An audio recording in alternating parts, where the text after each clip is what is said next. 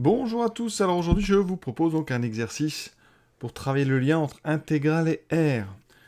On regarde donc ici une courbe et on va essayer de calculer l'aire d'une surface, vous voyez, qui est en deux parties, une partie au-dessus de l'axe et une partie en dessous de l'axe. Donc c'est vraiment pour travailler les propriétés sur donc les aires calculées à base d'intégrale. La partie intéressante de ce sujet, c'est que, eh bien, pour justement donc traduire des aires sous forme d'intégrale, de calcul intégral, il faut connaître le signe d'une fonction.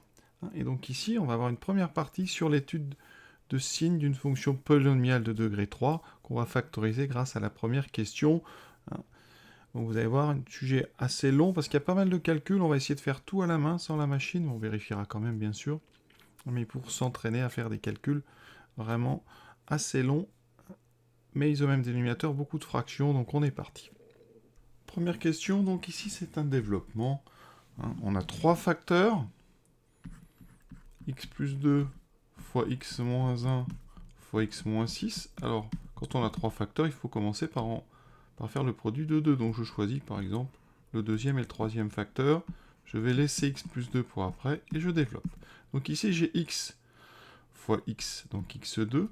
D'accord. Ensuite j'aurai x fois moins 6, donc moins 6x. Je stocke ça en mémoire et j'ai moins 1 fois x moins 1. Donc des x, j'en ai moins 1 et moins 6. Donc tout de suite j'écris moins 7. Moins 1 fois moins 6, ça donne plus 6. Je développe. Alors là c'est pareil, vous savez tous développer. On peut le faire directement. Alors les x3 viennent de x fois x2, donc x3. Les x2 vont venir de deux termes. D'abord 2 fois x2, et ensuite x fois moins 7. Ce qui fait que des x2, j'en ai moins 7 plus 2, c'est-à-dire moins 5 x2. Et on fait pareil avec les x. Les x viennent d'où? Eh bien, ils viennent du produit de x par 6, et viennent du produit de 2 par moins 7. Donc j'en ai 2 fois moins 7, moins 14 plus 6, ça fait moins 8x. Il me reste les constantes. Il n'y a qu'un seul terme qui fait apparaître des constantes, c'est 2 fois 6. Donc plus 12. Vous voyez, on a déjà développé. Donc je note ça parce qu'on va en avoir besoin. x3, moins 5x2, moins 8x, plus 12. Ensuite, on vous demande donc les aires des surfaces assurées. Alors, pour le vocabulaire, quand on parle de la surface, c'est la zone physique, donc ce que vous voyez. L'aire, c'est le nom qu'on associe pour qualifier la grandeur de cette zone. C'est pour ça qu'on parle de l'aire de la surface assurée. Souvent, par abus de langage, on dit surface au lieu d'air, mais c'est pas bien grave en tout cas.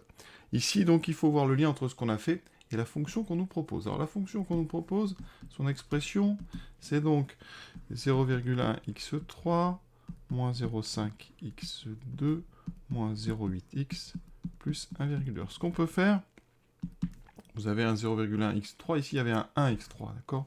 Donc je vais factoriser ça par 0,1, qu'est-ce que ça me donne? x3, alors quand on factorise par 0,1, on factorise donc par 1 sur 10, donc je multiplie tout par 10, à l'intérieur ça fait moins 5x2, moins 8x, plus 12. Vous venez exactement de retrouver ce qu'on a développé. Donc f de x est égal à 0,1 fois x plus 2 fois x moins 1 fois x moins 6. Donc avec ça, on va pouvoir donc trouver les endroits où f s'annule et trouver aussi le signe. Alors pour faire le tableau de signe d'une fonction comme ça, on peut aller très très vite. On peut faire un tableau évidemment avec chaque ligne, x plus 2, x moins 1, x moins 6, mais vous pourrez le faire directement. Alors je vais le faire direct, puis après on refera un tableau classique avec toutes les lignes. Comment est-ce qu'on peut faire directement? Donc déjà on va de moins l'infini à plus l'infini. Et on sait, d'après la forme factorisée de f, que f s'annule en moins 2, en 1 et en 6. Donc déjà ici, il n'y a pas de secret sur les valeurs qui annulent f. Et donc vous savez ici qu'on a moins, on a 3 zéros. 3 racines pour ce polynôme. Le signe. Alors ici, on a donc en développant devant x cube, on a un 0,1. Ça veut dire que la limite en plus l'infini de ce polynôme, ça sera plus l'infini. Donc le signe finit par être positif. Donc la dernière colonne, une fois qu'on a passé 6, on est obligé d'être au-dessus, vous voyez, par continuité. Et ensuite, eh bien après, comme tous les facteurs n'apparaissent qu'au premier degré, il n'y a pas de carré, à chaque fois que vous allez passer par un 0, par une racine, on a forcément un changement de signe. Et donc ici, eh bien, on a une alternance Donc ça va commencer par moins. Effectivement, la limite en moins infini, c'est moins. Et donc on a moins, plus, moins, plus. Et vous voyez, hein, très rapidement, on sait que notre courbe va avoir cette forme-là. Alors évidemment, je ne respecte pas l'échelle, mais on va arriver d'en bas. On a un changement de signe en moins 2, changement de signe en 1, changement de signe en 6. Et vous avez cette forme obligatoire avec les sommets, bien sûr, à régler. Alors un autre exemple, si par exemple je considère g de x et je mets un carré, par exemple, sur x-1, j'obtiens, je ne vais pas le développer sur moi, mais j'obtiens un polynôme de degré 4, vous voyez. Eh bien la courbe est très simple à trouver. Enfin, on ne connaît pas forcément la hauteur des sommets, mais en tout cas l'alternance et les signes, on les connaît. On aura le même principe que pour f, ça s'annulera en moins 2, en 1 et en 6. Mais ici, qu'est-ce qui va se passer? Alors déjà, vous devez savoir où finit la courbe. En développant, le coefficient de x4, c'est 0,1, donc elle va arriver d'ici. Le x-6 n'apparaît qu'une fois, donc ici on a obligatoirement un changement de signe en 6. Ensuite, le x-1 apparaît au carré, donc comme c'est un carré, quand vous allez arriver de part et d'autre de 1, vous n'aurez pas de changement de signe à cause du carré. Et donc ici, vous allez avoir une forme très spéciale. Vous allez avoir ceci, vous voyez. Ensuite, un changement de signe en moins 2 obligatoire. Et donc, on est sûr que la courbe va finir par... Effectivement, c'est un degré 4. Donc, ça finit au même endroit que ça commence. C'est-à-dire que si vous avez une limite ici plus l'infini, vous aurez à gauche une limite moins l'infini. Voilà. Alors, c'est pas du tout le thème de l'exercice, mais c'est des remarques qu'on pourrait faire. C'est peut-être une vidéo qui serait intéressante à faire sur comment connaître directement la forme d'un polynôme quand on a sa forme factorisée. En regardant les degrés des puissances qui apparaissent, ça nous donne quand même des informations vraiment très nettes sur la forme. Après, je vous dis, hein, la hauteur des sommets, on ne sait pas trop ici. On ne peut pas prévoir ça à l'avance, rien qu'en regardant la forme factorisée. Mais on peut connaître le nombre de bosses, à quel endroit si on est par rapport à l'axe des abscisses. Voilà. Donc, j'efface ça, on continue sur F. Alors, je vous ai promis de faire le tableau. Donc, si on devait faire le tableau, évidemment, un tableau comme ça prend du temps. Pourquoi? Donc, vous avez moins l'infini plus l'infini. Vous avez à mettre donc x plus 2. Alors le 0,1 ne change pas le signe de f, hein, c'est un nombre positif. Vous auriez un tableau à faire comme ça, donc c'est vite assez long. Et vous voyez que c'était une perte de temps parce qu'on peut le faire directement. Mais si vous le faites, voilà ce que ça va donner. Donc on a moins 2, 1 et 6. Voilà. Notre premier facteur, x plus 2, s'annulant moins 2, c'est une fonction affine croissante. Donc moins, avec un changement de signe, vous voyez, en moins 2, ça c'est important. La deuxième s'annule en 1, affine croissante, on a 3 fonctions affines croissantes. Voilà, et vous voyez qu'à chaque fois, il y a un seul 0 par trait d'en haut, vous voyez. Donc on a obligatoirement en bas 3 zéros, avec un changement de signe qui est obligé à cause justement de l'unicité de chacun des zéros. Vous n'avez pas deux zéros l'un sous l'autre. Et donc vous avez 3 moins, 3 plus, et après obligatoirement une alternance. Justement, alternance qui est imposée par le fait que chaque ligne est différente, et donc chaque zéro apparaît sur un trait vertical différent. Donc voilà, vous voyez qu'on obtient le même tableau, mais un petit peu plus lentement.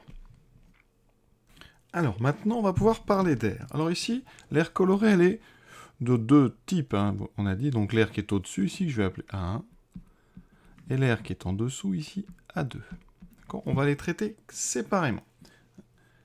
Alors, premièrement, si vous calculez directement l'intégrale donc de moins 2 à 6 de f de x, qu'est-ce que vous allez obtenir?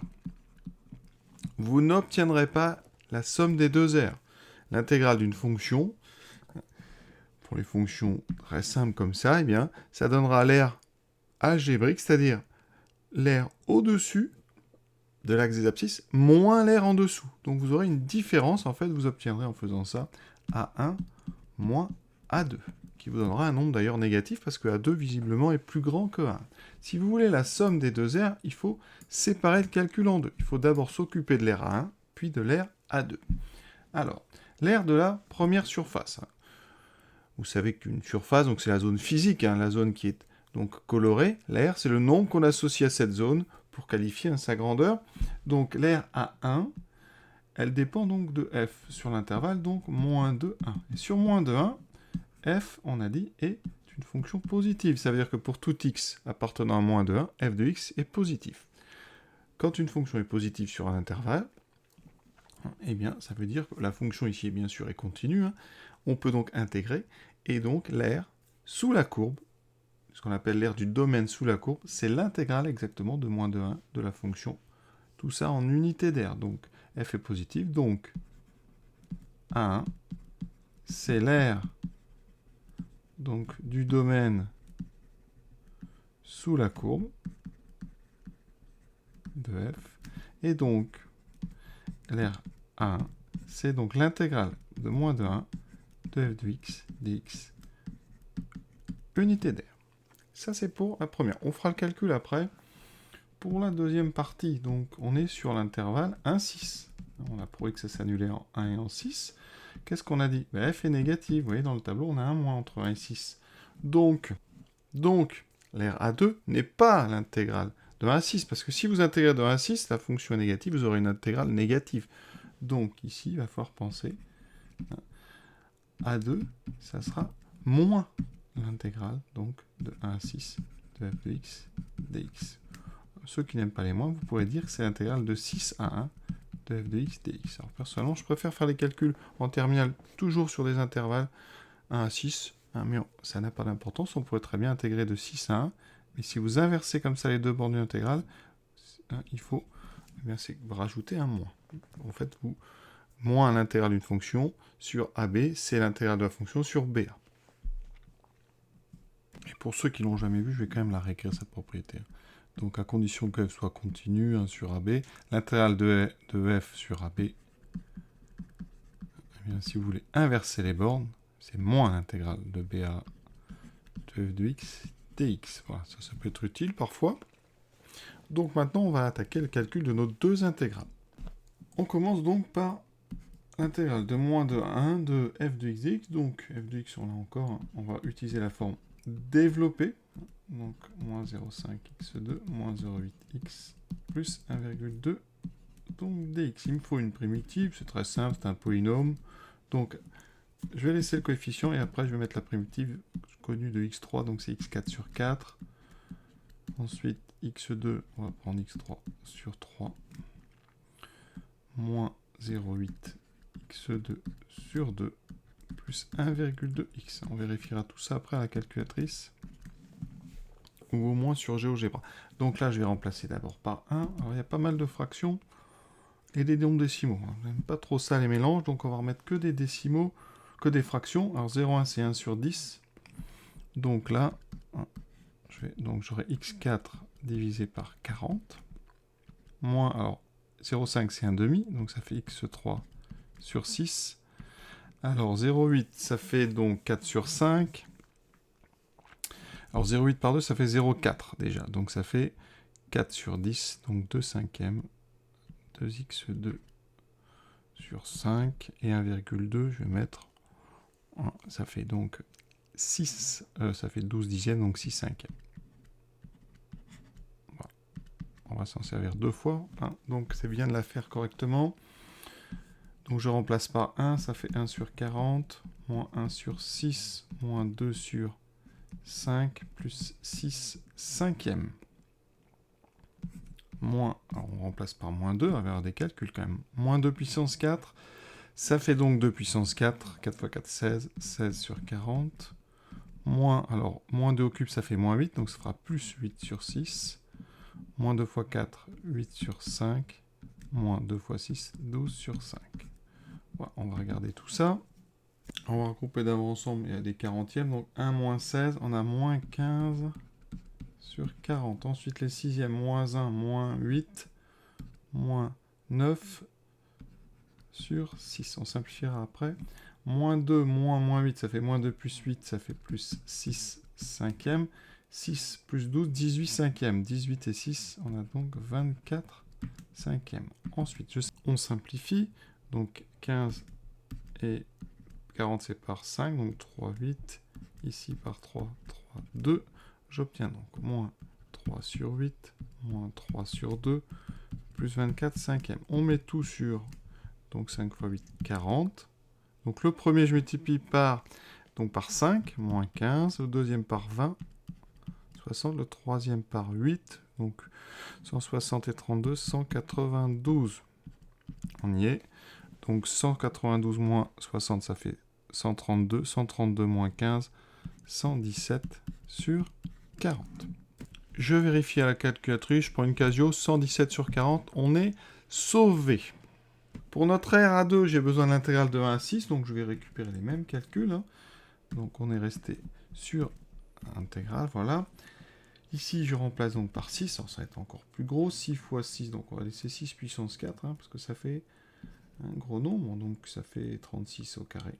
On va laisser 36 fois 36, on va essayer au maximum sans machine, mais là, je pense, on va peut-être être obligé. Alors 6 au cube, donc 6 fois 6 au carré, sur 6, je fais ça pour simplifier par 6. Ensuite, on a 2 fois 36 sur 5, plus 6 fois 6, 36 sur 5. Voilà. Ensuite, on remplace par 1, donc moins 1 sur 40, moins 1 sur 6, moins 2 sur 5, plus 6 sur 5. On continue, on va simplifier tout ça. Donc on simplifie ici par 4, donc 9 dixièmes, et on simplifie par 2, 18 sur 5. Ici on simplifiera par 6, et ici on ne peut pas. Donc 9 fois 18, ça fait 162. 162 sur 5. Moins 36. Alors ici, on a 72. Et on a moins 72 puissance 10, donc il reste moins 36 sur 5. Moins 1 sur 40, plus 1 sur 6. Là, alors on a 6 et moins 2, donc 4 cinquièmes, donc moins 4 cinquièmes. Alors des cinquièmes, on en a combien ? J'en ai 162, moins 36, moins 4, ça fait moins 40, ça fait 122 cinquièmes, voilà. Moins 36, moins 1 sur 40, plus 1 sur 6. Alors ça fait pas mal de choses. On met tout sur 120. Alors si vous voulez le faire à la machine, vous faites, sinon hein, vous essayez quand même. Alors le premier, on a 122, il va falloir le multiplier par... Donc pour passer à 120, ça fait 24, 5 fois 24, ça fait 120. Donc je multiplie par 24. 2 fois 4, 8, 8, 4.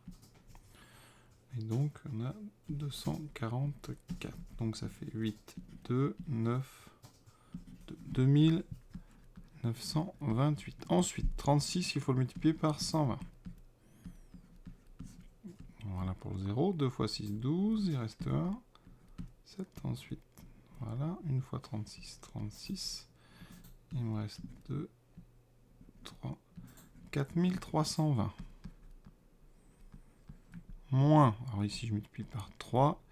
Ici par 20. Donc j'ai une soustraction à faire. Alors, on remet ensemble ce qui est positif. Donc j'ai 2948 moins 4323 sur 120.